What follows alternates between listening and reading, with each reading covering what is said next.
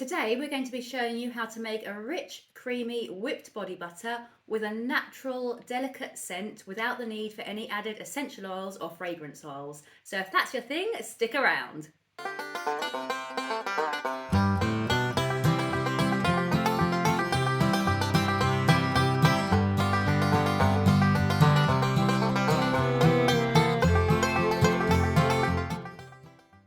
Hey everyone, and welcome back to our channel. My name's Anne, and along with my good friend Wayne, we run the Sussex Handmade Soap Company, which is a small bath and body business based in East Sussex in the UK. And we also run this YouTube channel. And today we're going to be showing you how we make a really quick and easy whipped body butter.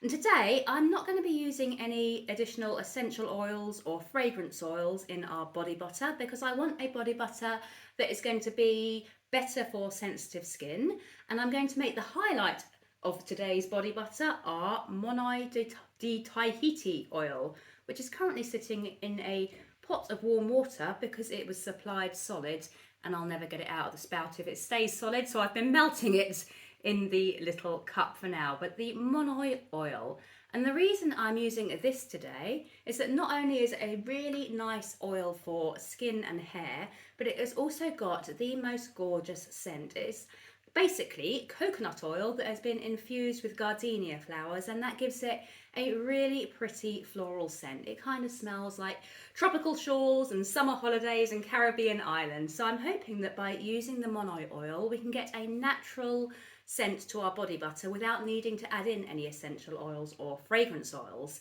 I have chosen all the oils that I'm using today based on their individual properties. I want a body butter that is going to brighten the skin, take away that dullness. I want it to have anti-aging properties, and I don't want it to feel too greasy on the skin either. I'm not going to go individually into each of the qualities of the oils that I've chosen or why I've chosen those specific oils, because I'm trying to keep our videos a little bit shorter now. However, if you are interested in why I have chosen each specific oil, then we are going to do a post on our Patreon going into more depth and actually running through the actual properties and benefits to each of the oils we have chosen today. So without any further chit chat, let's get straight on to making the body butter. So the first thing we're going to need to do for today's body butter is weigh out our ingredients and then slowly melt them. The first ingredient I'm using is mango butter, and we are using 50 grams of mango butter. We're just making quite a small batch of body butter today, so none of these ingredients are going to be used in huge quantities. One thing I did do was I made sure that all of the oils and butters I was using, with the exception of the Monoi, do not have strong scents to them. So there is no cocoa butter in today's recipe because that would impart quite a strong chocolatey kind of scent, and I don't want that. So I've gone with oils and butters that do not have much of a scent to them, purely so that Monoi scent really does hopefully carry through and stand out. So the next butter that we're using today is some Muru butter, and this was actually left over from our cheap or steep soap experiment. If you've watched that, then great. If you haven't, have a look. I'll put a link to it up here because it's actually quite a fun little experiment that we did, and it was very enjoyable, and you guys might find it interesting. And we are using 10 grams of the Muru butter. Still not entirely convinced I'm pronouncing that correctly, but hopefully you'll kind of get what I mean. 10 grams. Now we are on to the star of the show, the gorgeous Monoi oil, and I'm using 30 grams of this in today's recipe. Ooh, a little bit of a spurt there. Let's squeeze it a little bit more gently.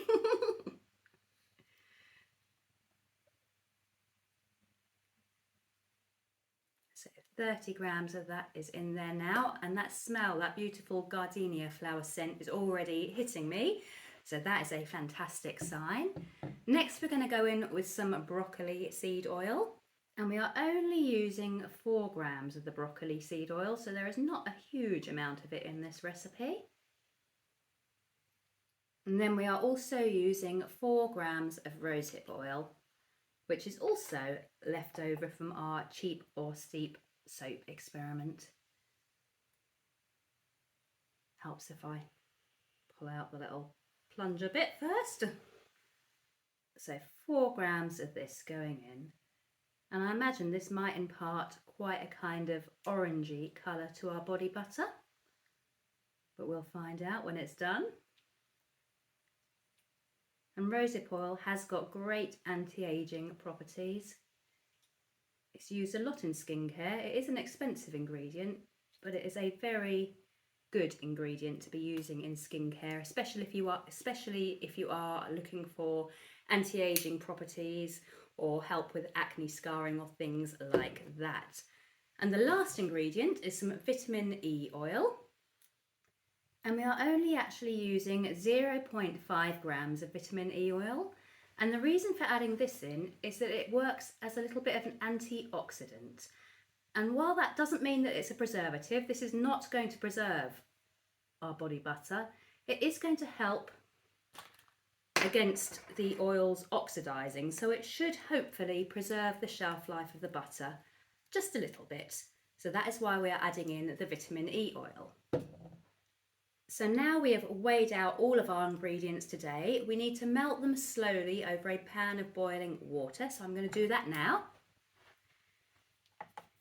So to melt the oils and butters, I'm just going to fill a regular saucepan with some boiling water. I'm not filling it too full because I don't really want the bottom of the glass bowl to come into contact with the water.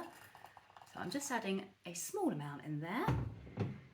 And then essentially all we're going to do is place our bowl of oils on top of the pan, and we're just going to allow that to slowly melt. I am going to take it over to my hob now, just so if needs be I can turn the hob on just to keep the heat up, and then I'll be back when these have melted.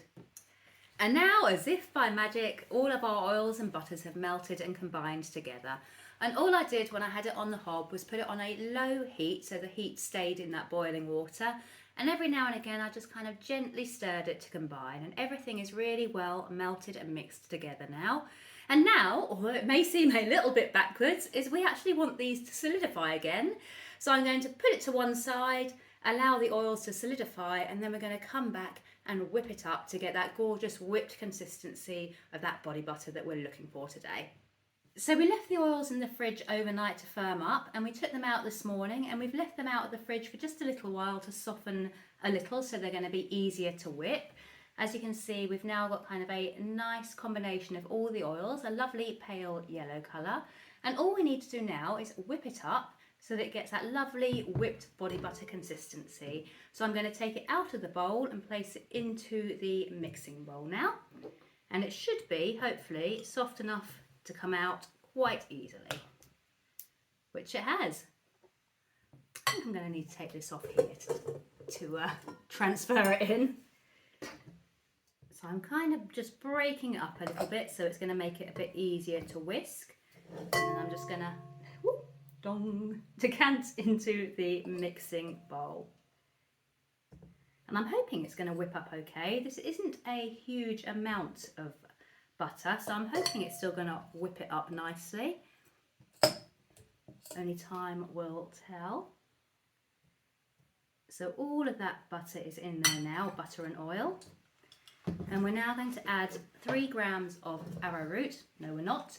We're going to add 1.5 grams of arrowroot just into the butter, and that is purely to kind of give the body butter a nice kind of silky feeling. It should help it to not feel too greasy on the skin. So it's only a very small amount, so 1.5 grams.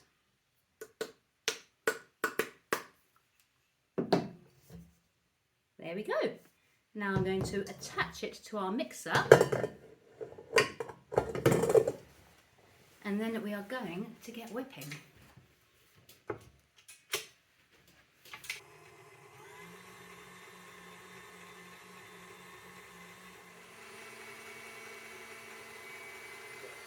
And from time to time, I am actually going to scrape down the sides. As I said, there's not a huge amount in here, so I'm going to scrape down the sides just to make sure it is all being nicely incorporated. You can already see the colour changing from that brighter yellow colour to a much more pale yellow as it whips.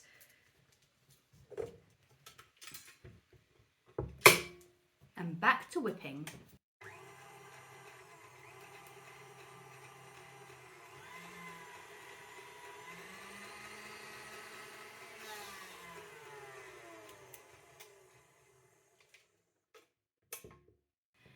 And you will probably find that you need to scrape down probably 2 or 3 times overall, just to make sure everything is combined and to get that nice whipped consistency.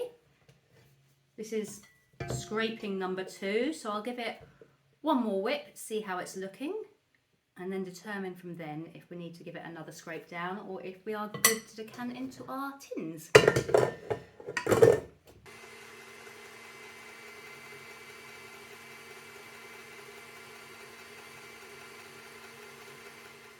So we've got a nice whipped consistency now. Sometimes with our body butters they do whip up a bit more, but because this was such a small amount, it hasn't whipped quite as much as it may have done if we'd had a larger amount of oils in there to begin with. But I'm actually really happy with the consistency, so we are going to decant it into our tin now. And we are just using aluminium tins which have been sterilised and are ready to have products transferred into them. And I'm just going to use the spoon to dollop it in.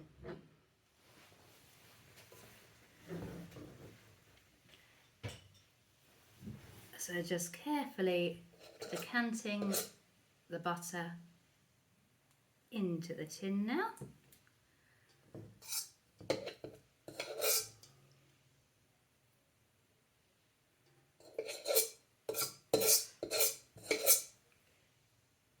Ooh. And I'm going to give it a tap down to try and level it a bit.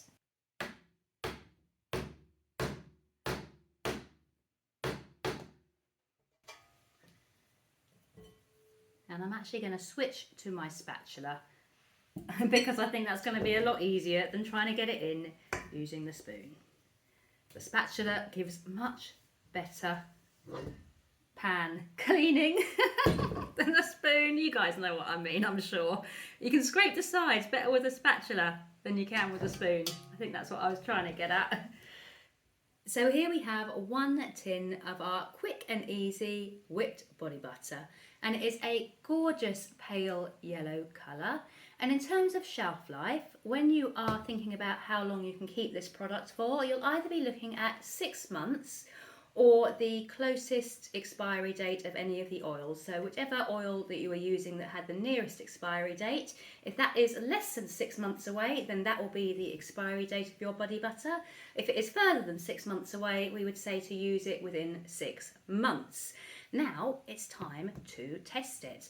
Rather than wreck that, I'm going to take a little bit from the whisk, because there's always plenty left on the whisk. And a little goes a long way with these body butters. So I'm just taking a very, very small amount on the tip of my little finger. And I'm just going to place it on the back of my hand. And look how nicely that melts into the skin. And I'm just going to rub it into my hands now. And it should be a really rich moisturising cream. One that's perhaps nice to use before bed or after a bath, just to kind of lock in some moisture.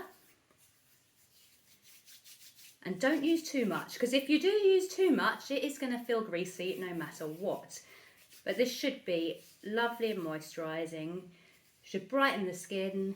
It's got those oils in there that are perfect for anti-aging as well.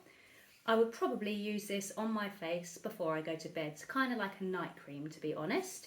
But you could use it during the day if you suffer from dry skin, perhaps on the elbows or the knees or anywhere else that you've got dry skin. And now, the one thing I've been waiting to do is smell myself and see if that Monoi scent has indeed come through. And it has. I am very pleased with that. It's left a very delicate floral scent across my hands. And it's not strong, it's not overpowering, but considering we have got no essential oils and no fragrance oils in there, there is very definitely a floral hint to that.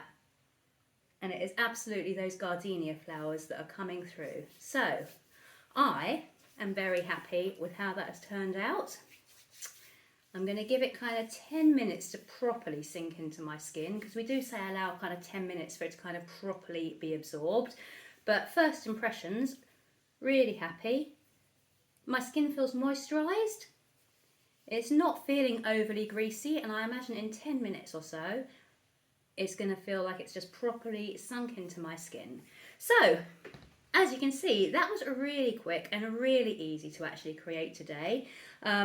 You can substitute some of the other oils if you've got favourite oils that you like to use. Obviously, if you substitute one of the harder oils, like one of the butters, for a softer oil, your body butter may end up softer. And if you choose to use more hard oils, you're probably going to end up with a firmer butter. But it is entirely down to you if you wish to make substitutions, if you've got a favourite oil that you want to include. Other than that, I hope you enjoyed today's video. Let us know if you try out this recipe and let us know how you get on with it. It is definitely one that is worth trying, and it really is so quick, so easy, and all you need is a few ingredients and a mixer, although to be honest, you could probably whisk by hand, though it would take longer. So there's no huge long ingredients list, and it can be kind of chopped and changed to your own personal preference as well. So if you've enjoyed the video, let us know. Give us a like. If you tried the recipe yourself, then leave a comment and let us know what you think of it. If you enjoy our channel as a whole, then please do subscribe, and we will see you next time for some more videos. Bye for now.